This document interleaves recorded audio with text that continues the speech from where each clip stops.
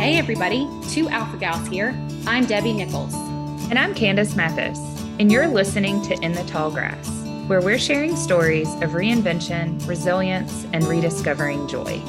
Whether it's facing Alpha Gal syndrome or any other redefining chapter of life, we all have to learn how to navigate the journey through the tall grass.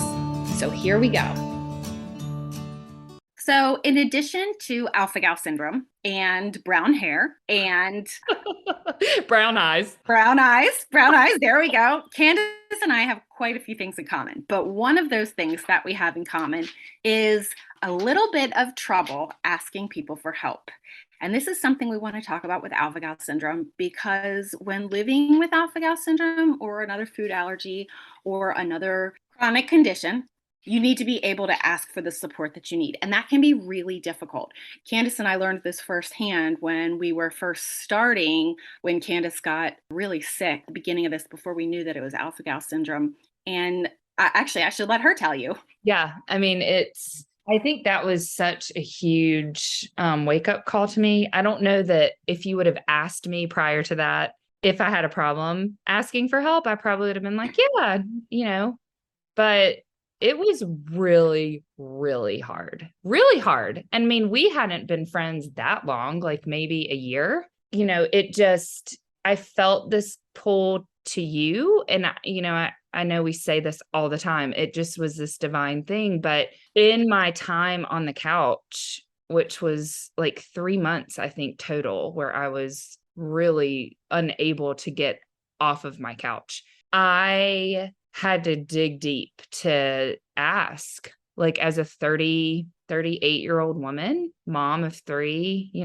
I think so many people can relate to that. It's just really, really hard to get that vulnerable and ask someone to come babysit you as an adult. Well, and I think that calling it vulnerable is hitting the nail on the head, right? Because it means we've spent all this time trying to become good at the things that we do, being good parents and good wives and good housekeepers and good, at whatever job that we're doing. And so it's hard to take a step backwards and say, I can't do this by myself. Yeah. And when you're flatlined and like you're forced to do that. And I remember so many other friends saying to me, like, I didn't realize you were that sick. Why didn't you call me? And in the moment of it all, I think I could only reach out to like one person at a time because I was so overwhelmed with what is wrong with me. I had no idea. And it was exhausting trying to articulate, hey, I really don't know. Do I have,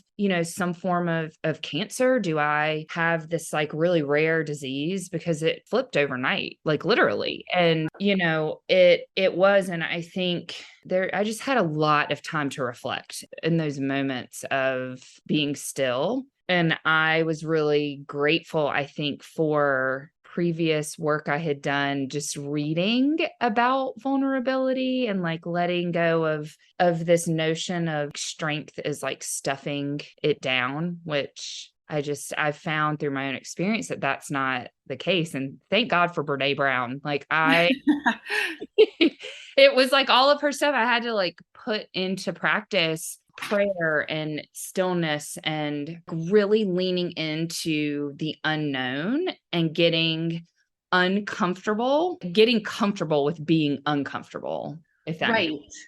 No, that makes total sense, because I think that these situations where you're sick is different too. You're not just reaching out and asking people for help to help you. It's not just, can you come over and babysit the kids? It's, can you come over and see me at my very worst? Can you help me walk to the bathroom? Can you make me food? Because I can't do that myself. And so I think that compounds the vulnerability, right? It's like saying, like, I need help, but you're going to see a side of me that you've probably never seen before.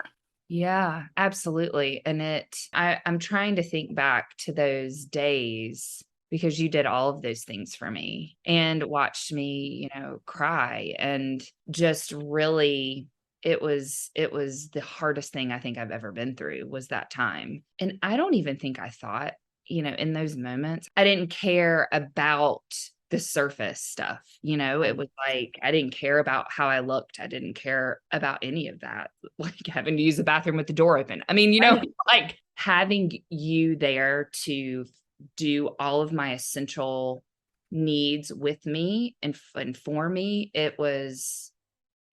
I can't put into words like how much that meant to me, and then I had some other people, toward the end of that acute period step in too. And, I felt so much gratitude, I think, through all of that. It really does open your eyes to how suffering actually does create joy, because Yes.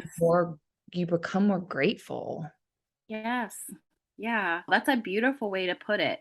I think, and something that I think about that I want to share with people being on the other side of it, right? Being the support is that there was never a moment where I was like, ugh, I have to take her to the bathroom, or ugh, I got to make her rice or bone broth or whatever it was. There was never a moment like that. It was just caring for my friend, And so I think that that's something we need to keep in perspective too, is that when you ask the people that you love and care about, and the people who care about you, they don't view it as a burden to Right. come. It was never a burden. And frankly, I think we say often, we use that word divine. It was divine that we were brought together. I mean, what are the chances that two new friends were going to identify in the same year that they have the same condition, and that Right. we were drawn to each other prior to even knowing that? That was where, we say the phrase all the time that we're each other's first responders. And going through that allowed me to, without even thinking, really, like, I've got to reach out to Debbie if I feel this way. Like it solidified kind of my first responder in you. Yes. And vice versa. And vice versa. And that's where I was going to go. You plucked the thought out of my brain fog. I appreciate that. But it sort of solidified that. And that's a beautiful thing. I think often of that as a silver lining. That my family has been through some pretty big traumas in my husband and our marriage, with death in the family and tragedy. And I think often about how that's brought me and my husband together, right? It's really solidified something that feels private between us, because we went through it together and we came out on the other side. And I feel it very much that way with you, that we went through that we're still going through that. And I have no qualms about calling you when I am feeling like I might be starting a reaction. I just know that that's what I need to do. So maybe we should take a minute and talk about first responder support, because Mhm. that's something that everyone needs to know about, to have in their toolkit, living with allergies or alpha gas syndrome or other chronic conditions. That it really gives me a lot of peace of mind knowing that when I go into reaction, I have people lined up to help me who know what to do. Right. Yeah, and I think when you kind of it almost takes practice a little bit to have that support internally, like I'm saying, internally with your immediate family or support people that you're directly around first, and then it gets a little bit easier to step into that next spot. So I mean, your partner, your spouse, your children, your neighbor, they may be your immediate first responders, right? And then once you feel completely validated and supported in that space, then it gets a lot easier to make other people your first responders in any kind of situation.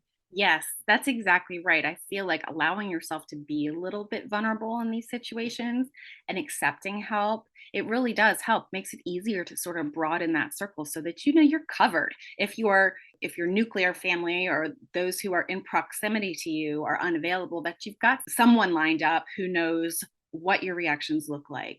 What's the order of protocol if you start to have a reaction, who they need to call, who your medical team is that needs to be alerted that you're starting into this.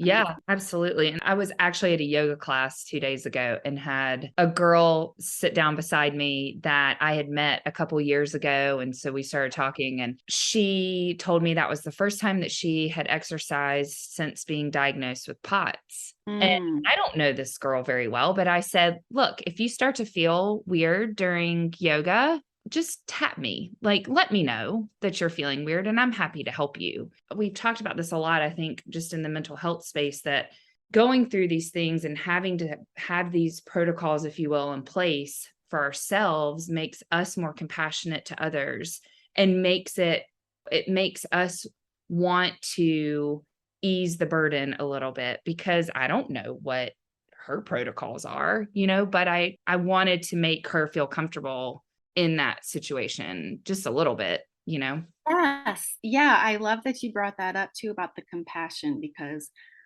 we've talked about this before where we've noticed it in our own children, right? Because they've seen us at our most vulnerable, and them being able to step into that space makes them more compassionate, not just to us, but to other people too.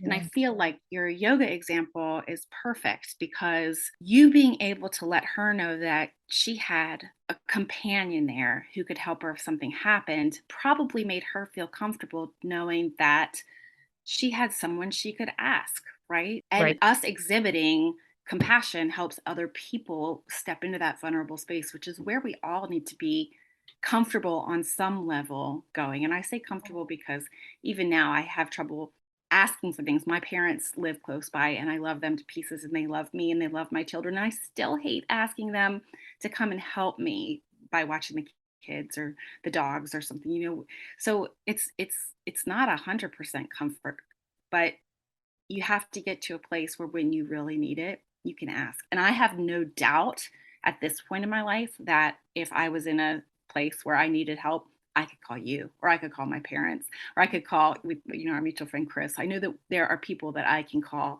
Right. that are going to help me get to the other side of whatever I'm facing. Yeah, absolutely. And I do think it's never, I don't know that you're ever 100% comfortable, like I don't know that it ever feels comfortable completely, Right. Right. but you just have to keep doing it. That's And right.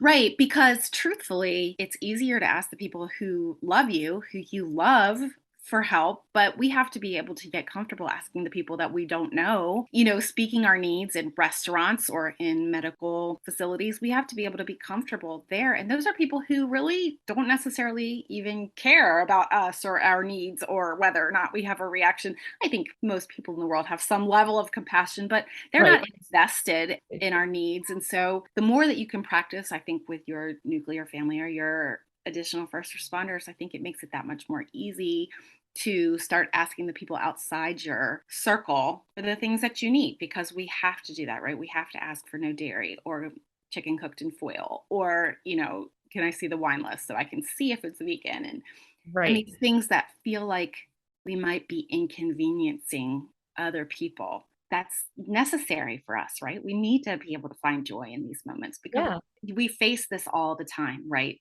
And we laugh about how close we live to death a lot of times, right? And I know that that sounds dramatic, but the truth is that going through this, we are really just learning how to survive. And so we need to figure out how to have all the pieces in place so that we can not only survive, but we can survive joyfully because we Right. deserve that. Everybody deserves to be able to have that. Yeah, absolutely. The more you practice, the more you have these small compounding experiences of joy. It also increases your confidence. And so your confidence is it's going to dampen the fear. So it's like these necessities. Once have your needs met, then you can start taking the small steps to rebuild these really positive layers that make a really big impact. Absolutely. And more times than not, people are so willing to step into that space to help. And I'm talking now about outside the circle, right? When I tell somebody at a restaurant, I really wish I could eat better, but I can't. So if you could make this without any dairy products and if you could cook this separately, that would be great. Most people are like, yes, let me see how I can make this a good experience for you. Let me bring my manager over so that we can put your mind at ease about what's going into these things. I think more times than not, people are willing to help, want to help you find that joy. Yeah, I agree. So we're going to end it there today and keep this really short because we just wanted to give you a little nugget that was in our hearts about this. And we encourage you to go out today and practice speaking your needs, or go out today and find out who outside your nuclear family or your circle can help serve as a first responder to you so that you can put these things in place and you can feel comfortable and can get closer to joy.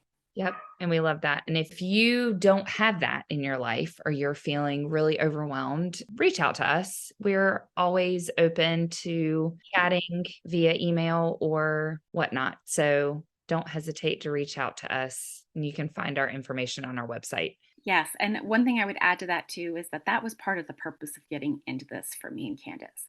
We know how lonely this condition can be. We hear that all the time. And we have those moments ourselves where we're the only one who can't eat the birthday cake. And we know you all know this too. We do want to build this community. So I just wanted to put an exclamation point on what Candace just said. Reach out to us. Tell us what you're doing. Tell us how you're doing it. Tell us how you're asking and speaking your needs. We would love to hear it. Yep. And go out and find your little sliver of joy today. And we'll see you later. Until next time. Thank you for joining us today on In the Tall Grass. Visit us at 2alphagals.com. That's TWO alphagals.com. Or you can find us on Instagram and Facebook at 2alphagals. If you enjoyed listening, please leave a review and help us grow this community. We're all faced with obstacles on our journey, whether it be food allergies or tick-borne diseases. You might outgrow the reactions, but you won't outgrow the person you become. Ticks suck, but life doesn't have to.